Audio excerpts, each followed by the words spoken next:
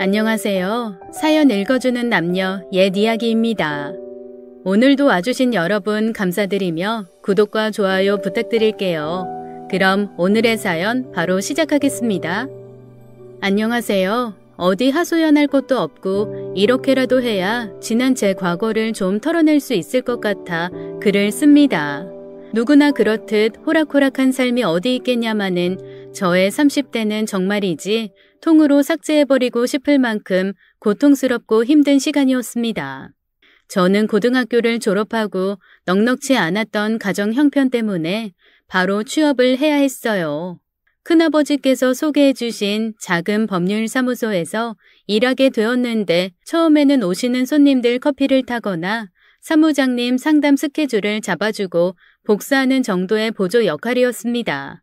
그래도 무슨 일이든 애살 있고 빠릿빠릿하게 움직이던 저를 사무장님께서는 많이 예뻐해 주셨고 그 덕분에 전공자 못지않게 일을 잘 할 수 있었습니다. 3년차가 되었을 때 저에게 야간 학교를 다녀보는 것이 어떠냐며 똑똑해서 공부를 좀 더 했으면 참 좋았을 텐데라고 하시며 저의 장래를 걱정해 주셨어요. 하지만 저는 제 월급의 거의 모든 부분을 집에 보태고 있었기에 나를 위해 돈을 쓴다는 것은 상상도 못할 일이었습니다. 그것은 사치라고 생각했고 내가 이렇게 사는 것이 당연하다고 생각했어요. 그런 저를 사무장님은 늘 안타까워 하셨습니다. 한창 꾸밀 나이에 다른 또래 친구들은 어디 화장품이 좋니, 이거 써봤니, 저거 써봤니 하며 보는 것만으로도 싱그러운 20대인데 저는 늘 민낯에 안경을 쓰고 편하다는 이유로 매일 운동화 차림을 하고 다녔거든요. 제가 그렇게 된 것은 고등학교 2학년 때 덤프트럭을 운전하던 아버지께서 갑작스러운 교통사고로 두 다리를 잃게 되는 일이 생기면서였어요. 그 사고로 저희 집은 말 그대로 엉망진창이 되었습니다. 아버지께서는 그 충격으로 늘 술에 의존하며 사셨어요. 어머니께서는 그런 아버지를 대신하여 생활 전선에 뛰어드셨지만 일을 해본 적 없는 50대 여자가 할 수 있는 일은 많지 않았습니다. 오전에는 주민센터에 소일거리를 하셨고 오후에는 아파트 계단 청소를 하셨죠. 그것도 모자라서 집에서는 나사 쪼우는 간의 수공업까지 하셨습니다. 그렇게 제가 고3이 되던 여름방학 때 아버지께서는 급성 간암으로 병원에서 손 한 번 못 떼어보고 하늘나라로 떠나셨어요. 암보험 하나 든 것도 없어 남은 가족들은 아무런 보상도 받지 못했고 오히려 아버지로부터 생긴 빚을 상속받지 않겠다는 신고를 해야 했죠. 그런 환경 속에서 고3을 보내며 제 머릿속에는 온통 빨리 취업해서 돈을 벌어야 한다는 생각밖에 없었습니다. 내 인생을 사는 것이 아니라 우리 가족의 인생을 등에 업고 사는 것 같았지만 나의 운명이겠지 하며 그렇게 살았어요. 다른 인생도 별반 다르지 않을 것이라 위로하며 그렇게 하루하루 살아갔죠. 그래도 바로 취업한 곳에서 너무 감사하게 좋은 분들과 함께 일하며 저는 돈을 벌 수 있다는 기쁨과 어머니와 여동생을 지킬 수 있다는 희망에 하루하루 즐겁게 일했던 것 같습니다. 특히 사무장님은 저의 가정 형편을 다 아시는 분이라 더더욱 저에게 많은 신경을 써주셨어요. 그렇게 10년을 한 회사에서 일하며 저는 제법 승진이라는 것도 하고 야간 대학도 졸업했죠. 막 여유롭지는 않았지만 여동생도 취업하여 우리 세 식구 사는데 불편함은 없었습니다. 저희 자매는 일찍이 남편을 잃고 혼자 모진 고생 다하며 살아오신 어머니에 대한 애정이 각별하여 늘 셋이서 함께하며 지냈죠. 남들이 세 자매냐고 할 만큼 행복하게 지냈어요. 그러던 어느 날 저희 사무실에 손님 한 분이 오셨는데 부동산 관련하여 공증을 하러 오신 분이었습니다. 서류를 확인하는데 금액이 꽤 큰 금액에 건물 등기 이전을 몇 월 며칠까지 완료하겠다라는 내용이었어요. 엄청 부자인가 보네 라고 생각하며 일 처리를 해드리고 며칠 뒤 그 손님이 또 사무실로 왔습니다. 비슷한 내용으로 공증을 받으러 오셨고 그때서야 저는 그 사람을 자세히 보게 되었어요. 신분증 복사를 하다 보니 저보다 10살이 많은 40살이더군요. 키도 크고 말끔한 인상에 잘 어울리는 슈트. 누가 봐도 멋있고 호감 가는 외모였어요. 앞으로 자주 볼 것 같다며 명함을 주셨는데 대표인 건 알겠는데 영어로 다 적혀 있어서 이게 무슨 말인가 헷갈려하고 있으니 집 지어요 라며 유쾌하게 웃는데 성격도 참 호탕하네라고 생각했습니다. 그때부터 저희 사무실과 공증 전담 거래를 맺으며 저와는 더더욱 자주 보게 되었어요. 사무장님께서는 대표랑 잘해보라며 건축사업, 분양 임대 사업을 하는 분인데 사업체가 꽤 큰 것 같다고 했습니다. 그렇게 잘 나가시는 분이 왜 나 같은 여자를 만나겠나 싶어 그냥 웃고 넘겼습니다. 일 때문에 우리는 자주 보게 되었고 가까워졌어요. 저와 비슷한 때 아버지께서 돌아가셨고 1년 전 어머니께서도 돌아가셨다고 했습니다. 한번 결혼에 실패했다는 그 사람의 이혼한 아내는 자신의 돈만 보고 결혼했고 가정과 가족을 중요시 여기는 사람이 아니었다고 했어요. 본인 아버지 제사도 못 지내겠다고 하고 어머니께도 결혼 후 단 한 번도 찾아가지 않았다고 하더군요. 결국 아내에게 다른 남자가 있다는 것을 눈으로 본 후에야 이혼을 하게 되었다고 했습니다. 근데 제가 혼자 된 어머니께 하는 모습과 가족들을 챙기는 모습을 보며 이 여자와 결혼 생활을 하면 참 행복하겠다는 생각을 했다네요.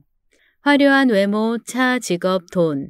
그런 것 뒤에 숨겨진 외로움을 위로하고 싶어졌어요. 그렇게 저희는 6개월을 연애하고 결혼했어요. 저희 어머니께서는 한번 결혼을 실패한 남자라 반대했지만 워낙 저희 어머니께 잘했던 사람이라 결국 승낙했습니다. 결혼 후 저는 행복한 신혼생활을 보내게 되었어요. 남편은 늘 다정다감한 사람이었고 저는 물론 저희 친정에도 물심양면으로 잘했습니다. 제 여동생이 제가 결혼하고 2달 뒤 바로 결혼을 했는데 혼수며 예단이며 모두 남편이 해주었고 친정아버지의 역할까지 해주었어요. 저희 엄마와 저 그리고 여동생의 부부에게 남편은 세상에 둘도 없는 귀인이었습니다. 아니 귀인인 줄 알았어요. 남편과 결혼하고 남편은 그동안 쉬지 않고 일만 했던 제가 이제는 좀 편하게 지냈으면 좋겠다며 일을 그만두는 것이 어떻겠냐고 했습니다. 저도 그런 휴식이 필요했던 걸까요? 남편의 달콤한 제안에 저는 20살 이후 처음으로 일을 그만두게 되었어요. 결혼 후 1년이 지날 때쯤 남편은 사업을 확장한다며 바쁜 날들을 보냈습니다. 새벽에 들어오는 날들이 많았고 강원도와 제주도에 건설 사업을 시작하면서 집에 못 들어오는 날들도 많았어요. 그래도 남편은 한결같이 다정했고 집에 오면 최선을 다했죠. 저는 오히려 바쁜 남편을 더욱 잘 내조하기 위해 애썼습니다. 집에 오면 바로 쉴 수 있도록 배려했고 반찬도 더욱 신경 써서 차려주었죠. 그러던 어느 날 남편의 사업이 확장되면서 새로운 사업자를 내야 하는데 세금 때문에 본인의 명의로는 할 수 없다며 한숨을 내쉬더라고요. 저는 뭐라도 도움이 되고 싶어 선뜻 제 명의를 빌려준다고 했고 저는 등기상의 대표가 되었습니다. 그 후로 남편은 서류상의 일들을 제게 맡겼어요. 제가 등기상 대표이다 보니 개인 서류와 신분증 등이 필요한 일들이 많았습니다. 제가 대표이사로 주로 했던 일은 공증을 받는 것이었는데 남편은 제가 결혼 전에 하던 일이라 완전히 믿고 맡길 수 있겠다며 기뻐했어요. 저 또한 남편의 사업을 도울 수 있다는 생각에 기뻤습니다. 남편의 사업체의 이름으로 아니 저의 이름으로 수많은 공증을 했습니다. 작게는 몇 천에서 크게는 몇십억이었어요. 그때 당시 제주도에 건물을 짓고 있었고 고객들한테는 분양이 끝나고 잔금까지 받은 상태이며 완공되면 등기 이전을 시켜주겠다는 내용이었어요. 그러던 어느 날 제 등본을 발급받을 일이 있었는데 저희가 혼인신고가 안 되어 있다는 사실을 알게 되었습니다. 그동안 등본을 뗄 일이 없어서 신경을 안 쓰고 있어서 몰랐던 거였죠. 저는 여전히 친정 어머니 밑에 등재되어 있었어요. 분명히 결혼하고 신혼여행을 다녀온 뒤 집에서 남편과 혼인신고서를 작성하고 다음날 본인이 접수하겠다고 했었어요. 제가 같이 가서 하자고 하니 일 때문에 시간 맞추기가 힘들 것 같다며 움직이다 짬날 때 얼른 하겠다고 했죠. 그래서 저는 제가 가서 하겠다고 말하니 자기 손으로 혼인신고하는 기쁨을 누리고 싶다며 껴안아주던 그 사람을 믿었습니다. 이게 무슨 일인가 싶어 남편에게 전화를 걸어 물었어요. 그러나 돌아오는 대답은 그게 뭐가 그렇게 급해? 요즘은 다 임신하고 나서 혼인신고 하던데. 였습니다. 이런 이상한 소리를 해댔을 때 눈치를 챘어야 했어요. 바쁘니까 이런 걸로 전화하지 마. 지금 뭐가 중요한지를 모르네. 그냥 전화를 끊어버리는 남편은 제가 알던 사람과는 전혀 다른 사람 같았어요. 그날부터 남편은 매일 새벽에 술을 먹고 들어왔고 안 들어오는 날도 잦아졌습니다. 남편이 사업하는데 마누라가 집에서 내조를 어떻게 하냐며 술주정이 심해졌지만 하는 일이 잘 안 되나 싶어 최대한 안 건드리고 참았습니다. 그래서 정작 제가 궁금한 것은 묻지도 못했죠. 왜 혼인신고가 안 되어 있는지 말이에요. 며칠 뒤 남편은 제주도 사업 때문에 2달간 출장을 가야 한다고 했습니다. 아직 서로 마음이 풀리지 않는 상태에서 저희는 떨어져 있게 되었어요. 아침 일찍 남편은 집을 나섰고 저는 여전히 의문점만 남았죠. 다음 날 오후 친정어머니에게서 전화가 왔어요. 제 앞으로 법원에서 등기가 왔는데 이게 도대체 뭐냐고 하시더라고요. 뭔가 이상한 촉이 와서 곧장 친정으로 갔습니다. 독촉 안내장부터 시작하여 각종 압류문, 그리고 저는 사기죄로 기소가 된 상태였어요. 다리에 힘이 풀렸고 하늘이 무너져 내리는 것 같았죠. 남편에게 미친 듯이 전화를 걸었지만 받지 않았습니다.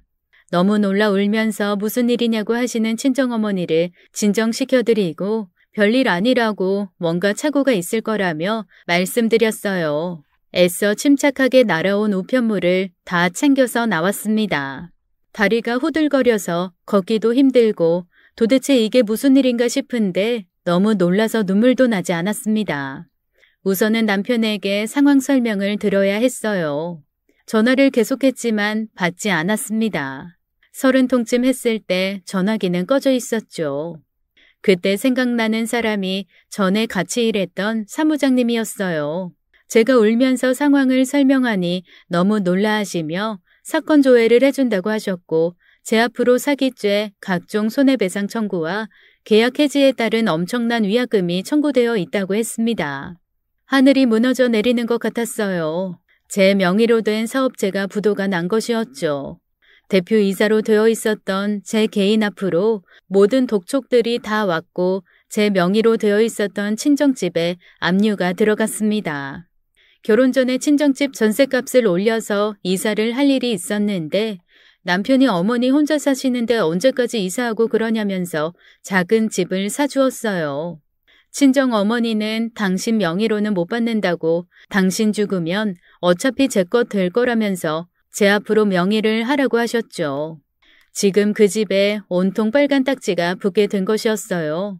남편의 전화는 아예 수신이 정지되었고 사업자 등록증상에 있는 제주도 주소로 찾아가 보았지만 찾아간 곳은 10평도 안 되어 보이는 작은 창고 같은 곳이었어요. 남편이 그동안 제주 출장 가서 사무실이라고 보내준 셀카 사진의 배경은 어디에도 찾아볼 수가 없었습니다. 사무장님 도움으로 변호사를 선임했고 여러 번 조사를 받았어요. 저의 명의를 도용했고 나는 피해자라고 했지만 제가 직접 도장을 찍고 제가 직접 서류 떼서 공증한 많은 것들이 문제가 되었습니다. 날마다 빚쟁이들이 친정집으로 찾아왔어요. 어머니를 저희 집으로 모셔왔는데 어떻게 알았는지 그 집으로까지 사람들이 찾아왔죠. 저더러 짜고 치는 고스톱이라며 남편을 어디에 숨겼냐며 입에 담을 수도 없는 폭언과 욕설을 들어야 했습니다. 저희 모녀는 딱 죽고 싶을 만큼 괴로웠어요. 집 밖을 나가지도 못했고 하루 종일 문 두드리는 소리에 환청이 들릴 지경이었죠. 다음날 관리실에서 인터폰이 와서는 주민신고가 많으니 빨리 해결하라는 말만 했습니다. 여기서 그치지 않고 고난은 계속 찾아왔어요. 매매인 줄 알았던 저희 집이 월세였다는 사실. 넉 달 월세가 밀려 집주인이 찾아오면서 알게 되었죠.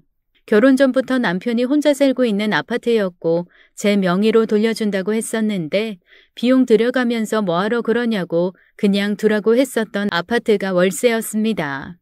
집주인에게 자초지종을 얘기하고 보증금으로 월세를 감하여 달라고 부탁드렸어요. 보증금 1,000만 원에 월세가 150만 원이라며 사정은 딱하지만 2달 안에 집을 비워달라고 했습니다.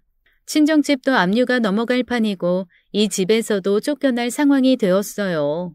하늘이 무너지는 것 같다라는 것은 이런 느낌일까요? 그날 친정 어머니와 저는 서로를 붙들고 얼마나 울었는지 모릅니다. 남편이 모든 가게를 맡아서 했기 때문에 저는 집에서 나가는 지출에 대해선 일절 관여하지 않았었어요. 남편이 그것을 원했고 저는 특별히 불편함이 없었으니까요. 한 달에 일정 금액 생활비를 받아서 식비와 생필품비를 쓰고 제 보험비, 휴대폰비를 내고 남는 걸로 돈을 모으기도 하고 친정 어머니 용돈을 드리기도 했습니다. 저는 왜 남편이 지출을 맡아서 했는지 그제야 알게 되었어요. 모든 것이 거짓말이었죠. 연락이라도 되면 묻고 따지고 싶은데 연락조차 되지 않으니 정말 화병이 날 것 같았습니다. 언제부터였을까요? 언제부터 이 남자는 거짓이었을까요?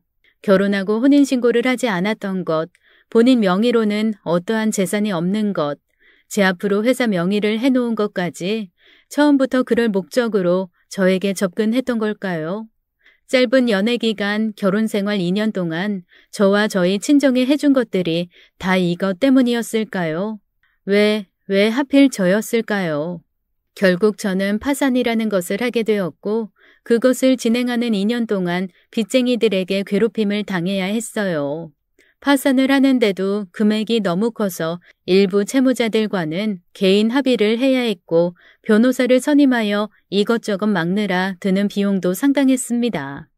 여동생 부부가 도와주어서 겨우 진행했고 저는 여전히 연락조차 되지 않는 사기꾼을 고소하게 되었죠. 고소하면서 알게 된 사실은 이런 사기 전적이 있다는 사실과 그 액수가 어마어마하다는 것이었어요. 정말 치가 떨렸습니다. 그래도 저는 신랄 같은 희망 같은 것을 붙잡고 싶었나 봐요. 뭔가 잘못됐을 거예요. 그 사람한테 무슨 일이 생긴 게 분명해요. 혹시 무슨 사고가 나서 죽은 것은 아닐까요? 나한테 이럴 리가 없어요. 진심이 아니었다면 결혼할 때 그리고 결혼 후에도 저와 친정집에 그렇게 많은 돈을 해줄 수가 있었겠어요?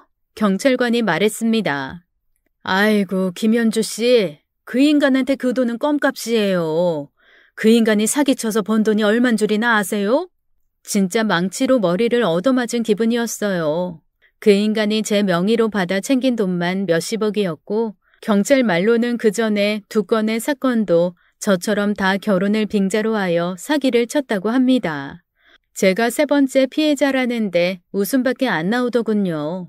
저 포함 3명이 사기로 신고했기 때문에 바로 수배령이 내려지고 잡히면 바로 형 집행이라고 했습니다.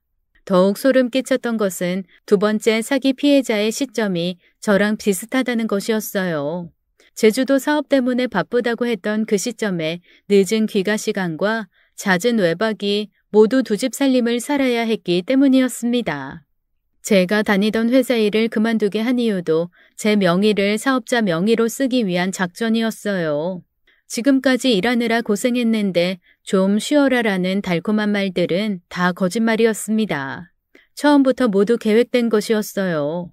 그날 경찰서 바닥에 주저앉아 얼마나 울었는지 모릅니다.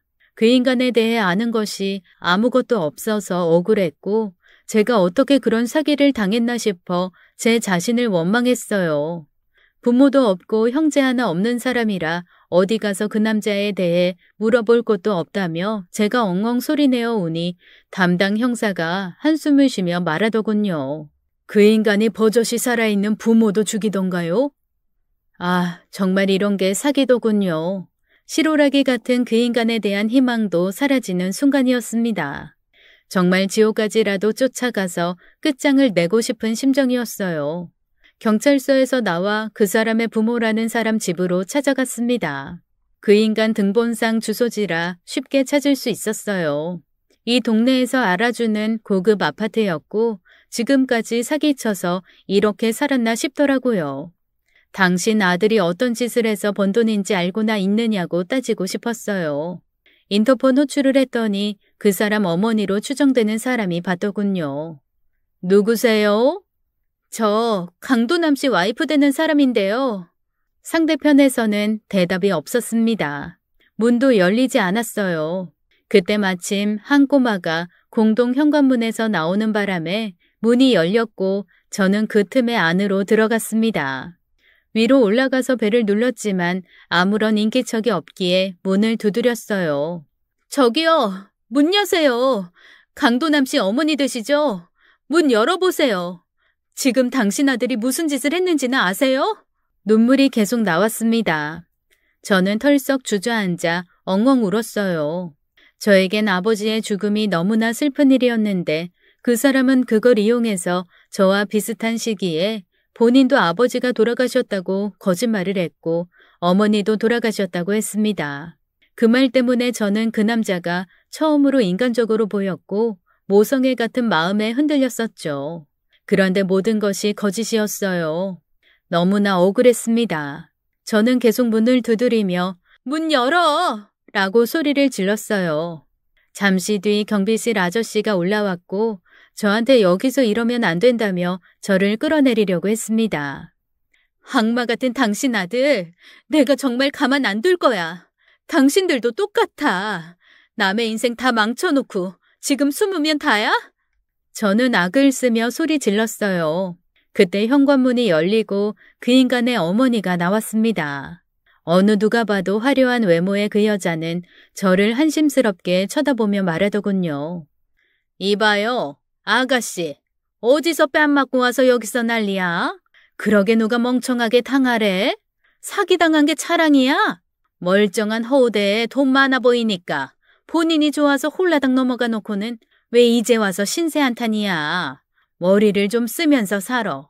아무튼 한 번만 더 찾아오면 경찰에 신고할 테니까 그렇게 알아. 그렇게 문을 쾅 닫고 들어갔어요. 저는 한마디도 못했습니다. 묻고 싶은 것도 못 묻고 사과 한마디 못 들었어요. 억울해 미칠 것 같았죠. 가슴이 답답해 미칠 것 같았어요. 그렇게 제가 살아가는지 죽어가는지도 모를 하루하루를 살던 어느 날 경찰서에서 연락이 왔습니다. 그 인간이 잡혔다며 대질 조사를 해야 하니 나오라고 하더라고요. 그때를 생각하면 아직도 손이 벌벌 떨립니다. 도저히 저 혼자 그 인간 얼굴 볼 자신이 없어서 제부와 함께 갔어요. 그런데 조사실에는 함께 들어갈 수가 없어서 저 혼자 들어갔는데 그 인간 얼굴을 보는 순간 다리에 힘이 풀려서 털썩 주저앉았네요. 그냥 하염없이 눈물만 나왔어요. 그 인간을 만났을 때를 상상하며 온갖 잔인한 말들과 나한테 도대체 왜 그랬냐고 따져 묻고 싶었던 말들이 너무도 많았는데 아무 말도 할 수가 없었습니다. 마음속으로는 수도 없이 그 인간을 때리고 끝장을 내주겠다 다짐했는데 말이죠. 여러 가지 대질 신문이 이어졌어요. 남편은 제가 원해서 대표가 되었고 모든 돈 거래를 제 통장으로 한 거라고 본인은 그 돈을 만진 적도 없다며 발뺌을 하더군요.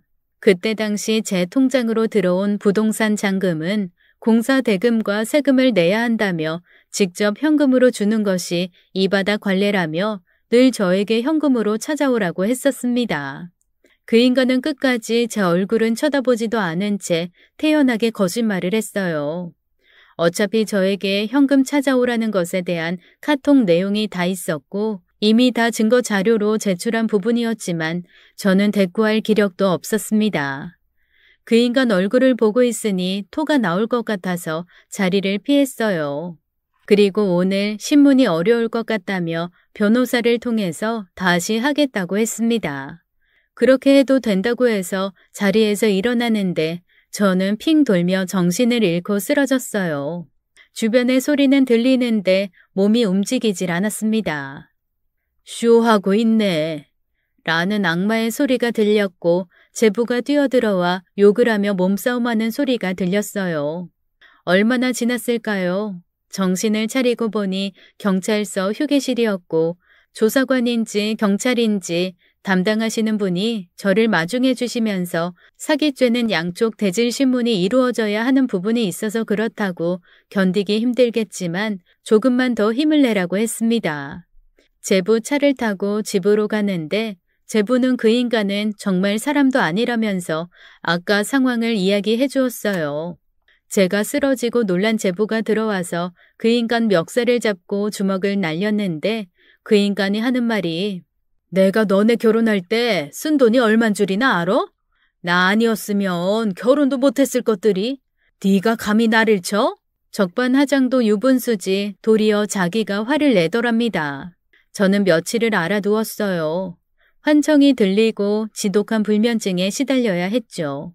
병원에 가니 심각한 공황장애라고 했고 친정엄마는 매일 눈물로 제 옆을 지키셨습니다. 하는 수 없이 심신미약으로 대질 신문이 어렵다고 판단해 변호사를 통해야 했어요. 당연한 얘기지만 저는 승소를 했습니다. 몇십억을 해먹고 3명의 여자에게 지울 수 없는 상처를 준 그 인간은 겨우 징역 3년을 받았어요. 저는 저와 같은 피해를 당한 2명의 여자분들과 3년 뒤 출소하면 또다시 고소할 내용들이 있어 준비 중입니다. 나오기만 해봐라. 다시 넣는다. 너는 평생 벌받아라. 3명의 여자들과 다 사실혼 관계가 인정되어 혼인빙자 사기로 소송을 준비 중이고 위자료를 청구할 계획입니다. 그러나 아무리 많은 위자료를 받는다고 해도 저의 도둑맞은 30대는 내 인생 어디에서도 보상받을 수가 없네요. 그리고 불쌍한 우리 엄마, 어머니만 생각하면 눈물밖에 안 납니다. 엄마 때문에라도 이렇게 무너지면 안 되겠다 싶어 정신을 차리려고 애썼어요. 이런 저를 불쌍하게 여기시고 사무장님께서는 아시는 분 사무실에 저를 소개해 주셨습니다. 거기서 다시 일을 시작하면서 조금씩 안정을 찾아가고 있고 지금 이 글도 쓸 수 있게 되었어요. 아직도 그 인간과 비슷한 나이대 남자만 봐도 소름이 끼치고 심장이 떨리지만 제가 다시 새 출발할 수 있도록 응원해 주세요. 두서없는 긴 글 읽어주셔서 감사합니다. 지금까지 옛 이야기였습니다. 여러분의 소중한 댓글 참여 부탁드리며 구독과 좋아요 부탁드릴게요. 언제나 여러분의 하루가 평안하시길 기도하겠습니다. 감사합니다.